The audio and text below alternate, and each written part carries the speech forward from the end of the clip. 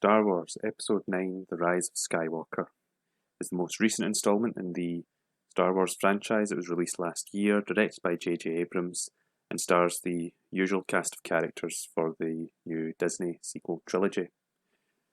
I need to start off by saying that this film deeply, deeply disappointed me.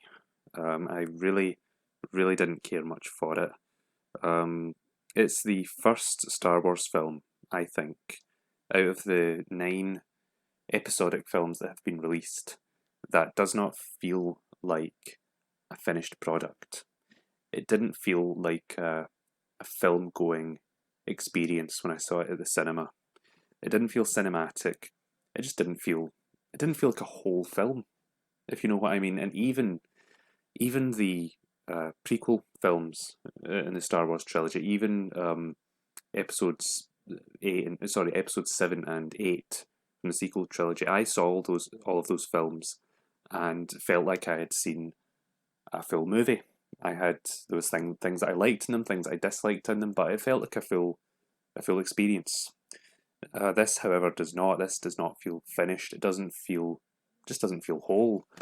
Um, and I'll get into that in a minute. But I have to say, I do sympathise with the filmmakers in this regard, because Episode 8, The Last Jedi, ended in such a way that there was no real hook for the sequel, for Episode 9. That film may as well have tied up the series, really. The only hook into Episode 9 is we need to stop Kylo Ren, we need to stop the villains. But everything else dramatically, I thought, tied itself up in a nice bow. There really wasn't much that I was looking forward to with this film. There wasn't really much that I thought had to be resolved, or that could be interesting based on my experience of the previous 2 films. So I sympathise with them making this film, but I have to say they really should have had a plan for the whole new trilogy, and it's shocking to me that they didn't. But looking at this film individually, I think the biggest issue for me, fresh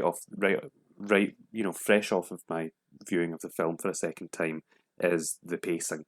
I think the pacing to this film is just a frenzied mess. There is no everything happens so frenetically and so fast. There's no scene in the film that, to my mind, in which you're allowed just to breathe. You're allowed just to take things in. I mean, the plot is fired at you so fast. It's like a machine gun almost. It's really hard to take in every plot point as it happens. I mean, there were things that didn't make sense to me the first time round. I watched the film again, and the information is just delivered to you so fast and sometimes so obtusely that it really borders on the ridiculous. To be honest, it really rides that line. So the pacing, I thought, was way too fast. I think for everything that they were trying to ram into this film, for a 2-hour film, it probably needed to be, like, say, 2 hours 40 minutes or longer, just to allow things to breathe, just to allow ideas and plot points to be fleshed out and to sort of introduce themselves. It really needed. The film probably should have been longer, although I don't know if I could have really been bothered to watch it if it was 40 minutes longer than it already was. The story itself, it seemed to me they were following more of an Indiana Jones formula than a Star Wars formula. And by that I mean it starts off, and the plot's very much, we need to find a thing that does a thing that leads us to somewhere else, that leads us to this, that leads us to that, blah blah blah.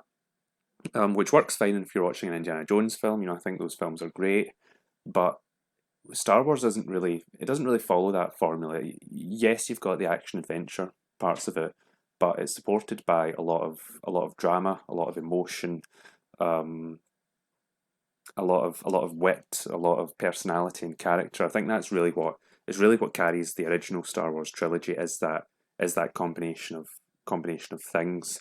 And I think this film, it had way too much baggage, really, to function as a sort of Indiana Jones-esque action adventure film. It had way too much. There were way too many things that had to be taken care of in terms of the characters, in terms of the drama, in terms of things that had been set up. With Kylo Ren, with Rey, it didn't gel well at all. It didn't really work in this environment. The internal logic of all of the things. I guess if the overall film had been good, I would have forgiven that, because I mean, if you watch the Indiana Jones films or National Treasure or Pirates of the Caribbean or something like that, that follow that kind of structure, it's not going to make complete sense. Everything, things leading together, things being set up like that. But if the characters are entertaining and the action's good, you can go along with it.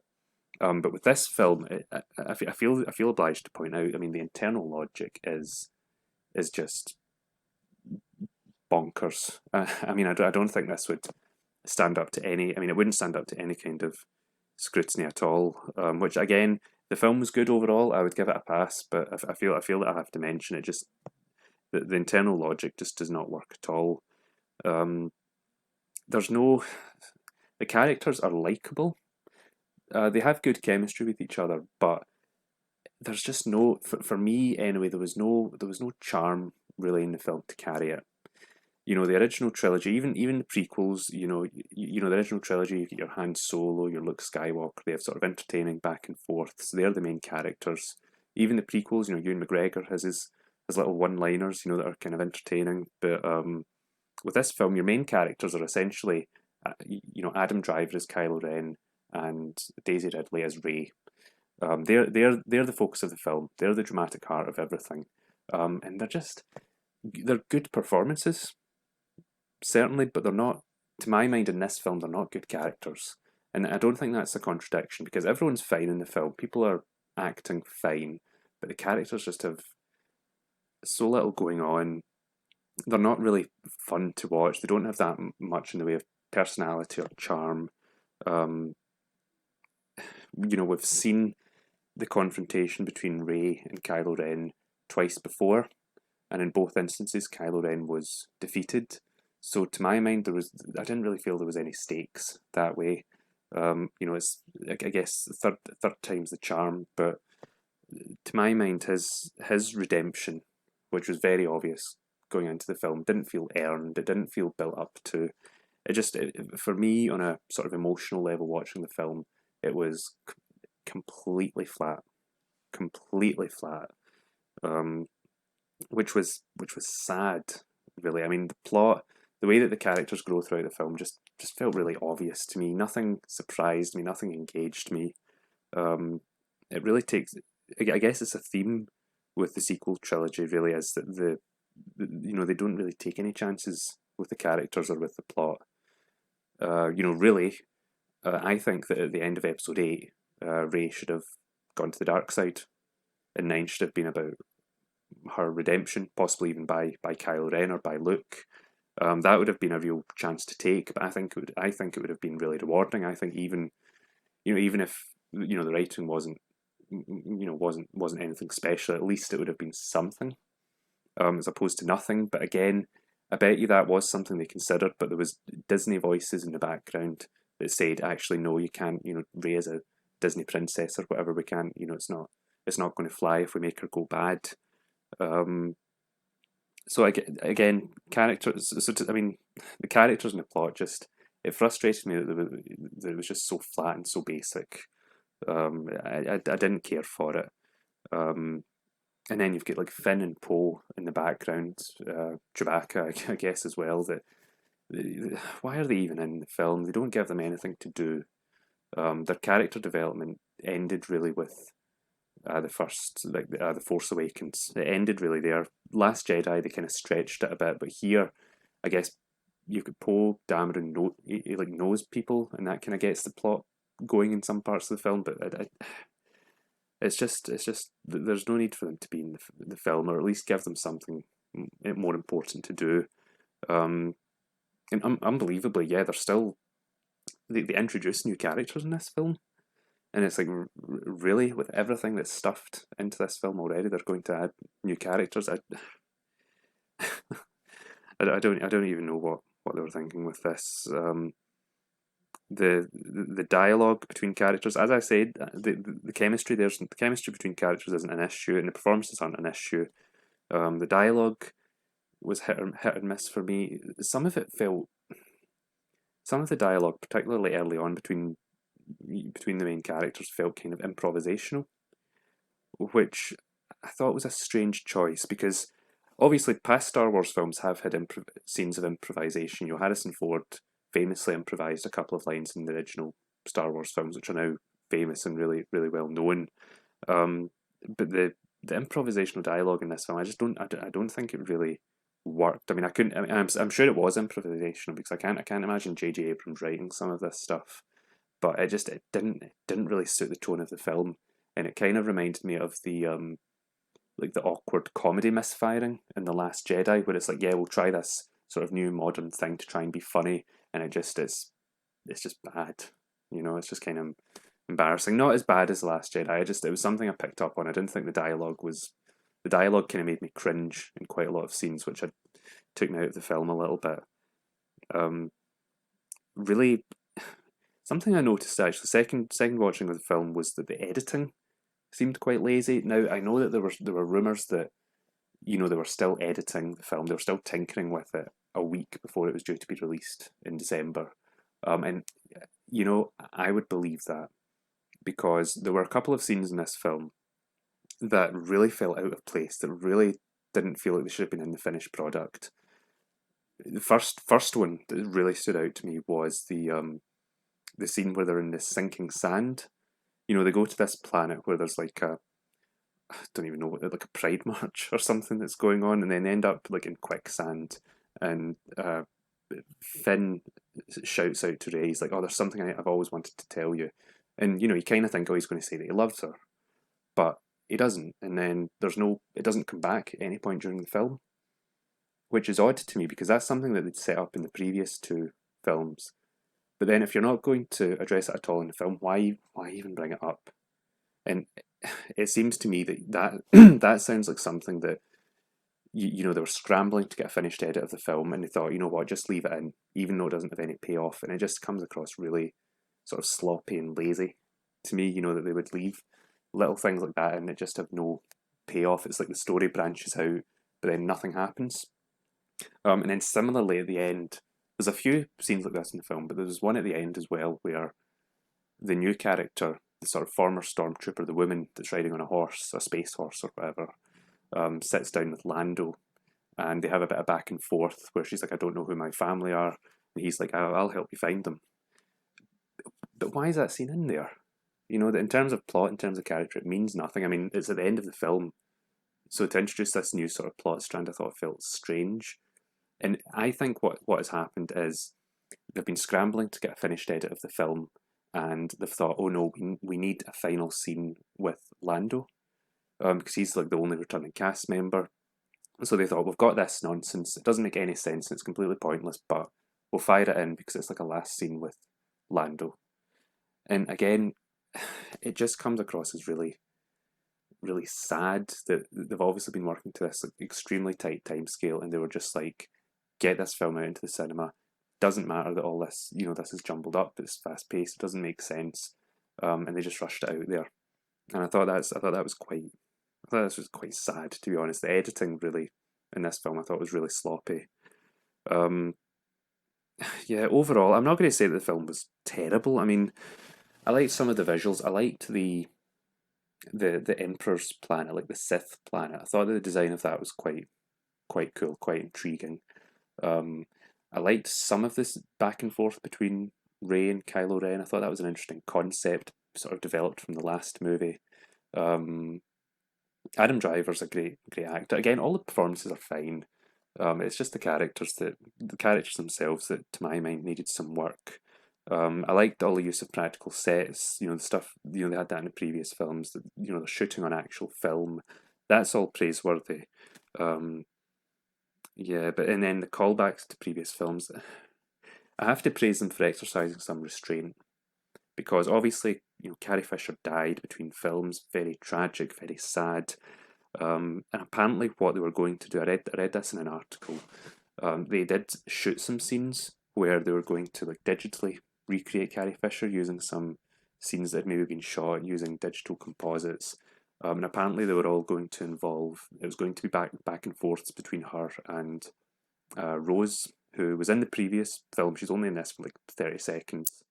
Um, but in the words of the I can't remember who it was, but I have the quote written down actually. The filmmaker, whoever it wasn't J.J. Abrams. One of those guys said we didn't include those scenes in the finished product because they didn't meet our standards of photorealism, which to me reads as the CGI just didn't work out or it looked creepy. And I have to say, you know what? Fine. I think that deserves a clap because it would have been so easy for them just to put that scene into the film, even though it looks terrible. Because God knows they've done it before. Um, and a bit of restraint's fine. I mean, you have to be. I think I don't really like this trend of bringing back actors digitally who are dead. Obviously Peter Cushing, Rogue One, they did that. They're doing it. They did it in this film. There's that Vietnam War movie that's coming out this year, probably been delayed. That's supposed to star James Dean, the actor from the 50s who sort of tragically died in a car crash at a young age. They're digitally recreating him, and it's just, I personally find it a bit distasteful. I think let the dead rest. Don't use computer wizardry to bring them back and parade them around like this. I think even if the intention's good, and I think I don't personally like it. And I think with this film, if they showed restraint in doing that, that's good. I like that they've done that. And yeah, yeah, I think that's all that really needs to be said on that. Overall, the story for this film is just too safe, in my view. They really, the most shocking thing to me, I think, is that they didn't have this sequel trilogy planned out ahead of time. I mean, if Kevin Feige or whatever his name is can plan out the Marvel Cinematic Universe for a decade, starting with Iron Man, ending with the Avengers Infinity War, and it all just makes sense. There's a narrative that just goes through all the films, and all reaches a conclusion that's satisfying. If he could have 10 years of films planned out, I don't understand why J.J. Abrams and Kathleen Kennedy and all the Disney suits couldn't have just sat down and worked out a cohesive plot for these three films before Canada started filming on Force Awakens. I really think that, I mean, that couldn't have been too difficult to do. I just think they got lazy. They saw the dollar signs, and just rushed into Force Awakens without really planning it. And then Rian Johnson, The Last Jedi, just wipes away everything that they'd set up in Force Awakens, which is fine. I mean, that's not the problem. That's not the biggest problem with The Last Jedi. But then it left this thing here. Episode 9 is just a mess. They didn't know what they were doing. They try and scramble together a story within 2 hours, and I'm not going to say it's a disaster, but it's bad. I really got very, very little from The Rise of Skywalker. And on second viewing, it frustrated me even more than it did the first. And I dislike it more than I did The Last Jedi, which is really surprising to me. And the rating that I'm going to give it, I'm pretty sure is the lowest rating that I would give any of the 9 episodic Star Wars films, and probably lower than Rogue One or the Han Solo film. And that rating is 41 out of 100. I just thought the pacing was bad. There were no stakes to the story. The characters were flat. I didn't really have fun watching this film. There were no themes to it. I didn't think there was anything cerebral about it in the slightest. And yeah, unfortunately for me, The Rise of Skywalker is a massive, massive letdown.